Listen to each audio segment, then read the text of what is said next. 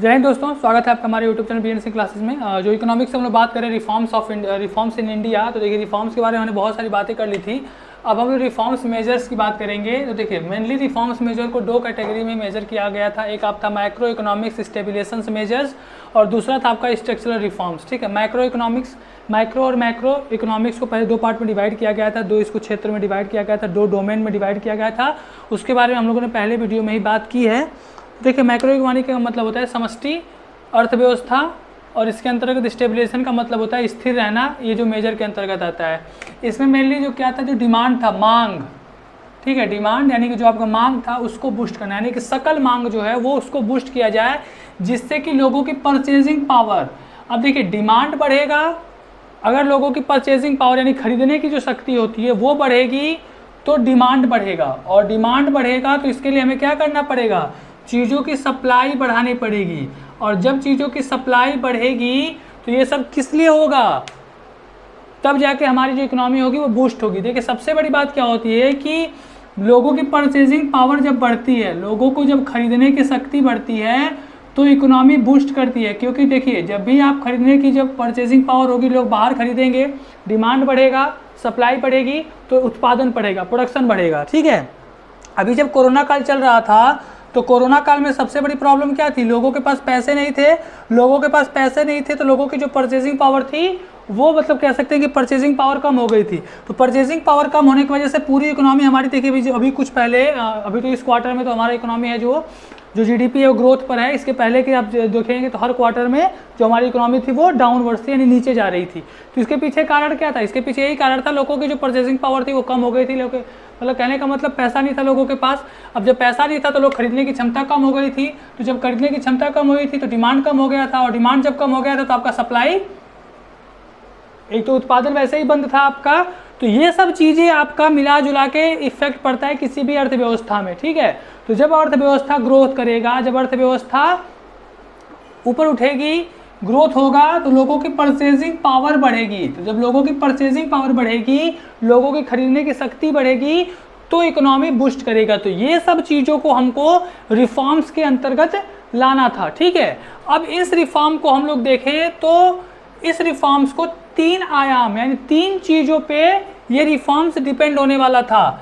मतलब तीन रिफॉर्म्स को हम लोग लेकर आकर आगे बढ़ने वाले थे। ठीक है, एक था आपका, ठीक है, देखिए ये आपका जो था एलपीजी। ठीक है, इसको एलपीजी रिफॉर्म्स बोलते हैं। लिबरलाइजेशन यानी कि लिबरलाइजेशन यानी कि आपका उदारीकरण,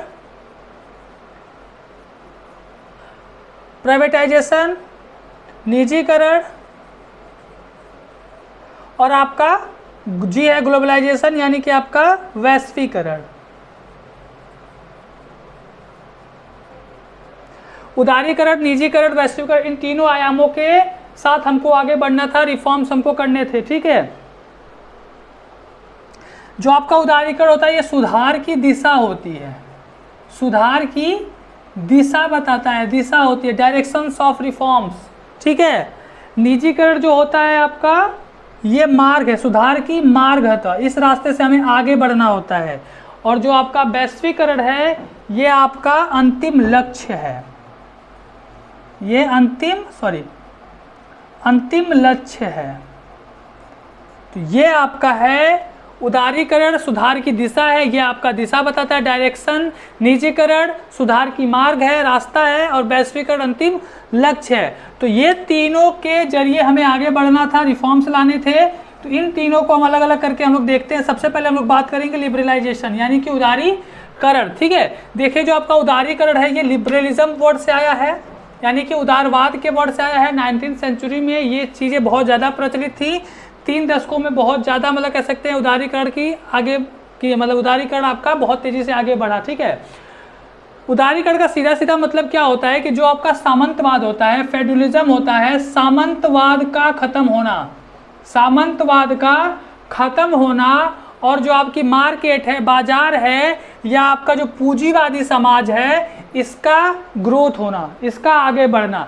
तो लिबरलाइजेशन का मतलब है सामंतवाद का खत्म होना और मार्केट या आपका जो बाजार है, या आपका जो कह सकते हैं कि जो आपकी कैपिटलिस्ट सोसाइटी है यानी कि पूंजीवाद समाज है, उसका आगे बढ़ना। ठीक है, एक तरह से हम लोग कह सकते हैं कि लिबरलाइजेशन का मतलब होता है, उदारीकरण का मतलब होता है सीधे सीधे जो गवर्नमेंट की जो कंट्रोल होती है, स्टेट का जो कंट्रोल होता है वहाँ के पॉलिसीज़ में, वहाँ के चीज़ों में, वहाँ के मार्केट को कंट्रोल करने में, वहाँ की इकोनॉमी को कंट्रोल करने में, उसमें धीरे धीरे क्या मतलब कह सकते हैं कि कंट्रोल कम हो, सरकार की कंट्रोल धीरे धीरे कम होती जाए, उसी को उदारीकरण के रूप में हम लोग देखते हैं।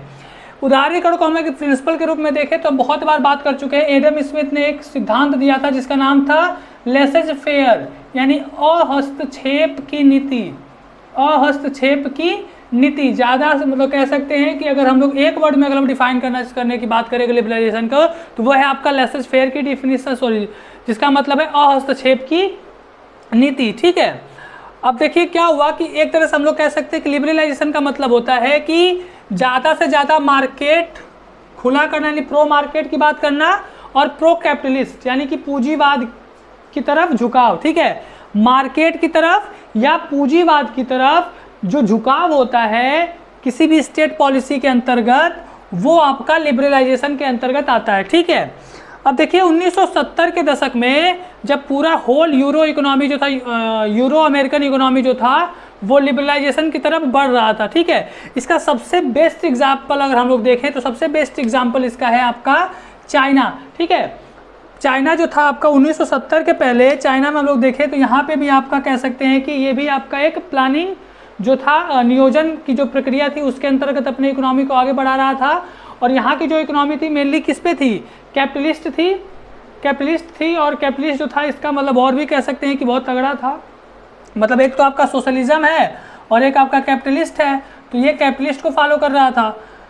लेकिन 1970 के दशक के बाद चाइना ने एक नया तरीका अपनाया, एक नया सिद्धांत अपनाया, ओपन डोर पॉलिसी। ठीक है, खुले द्वार की नीति 1980 के दशक में। ठीक है, और ये कह सकते हैं कि एक तरह से चाइना जो था वो लिबरलाइजेशन की तरफ, उदारीकरण की तरफ बढ़ रहा था। ठीक है, चाइना में उदारीकरण की तरफ बढ़ते हुए ओपन डोर पॉलिसी को अपनाया था, लेकिन इसके वजह से भी बहुत सारी चाइना में दिक्कतें थी। वो था आपका इंडिविजुअलिज्म, व्यक्तिवाद, लिबर्टी की वहाँ प्रॉब्लम थी, स्वतंत्रता नहीं था, डेमोक्रेटिक सिस्टम की प्रॉब्लम थी वहाँ पे। इन सब के होने के बावजूद भी चाइना जो था आपका उदारीकरण की तरफ आगे बढ़ रहा था।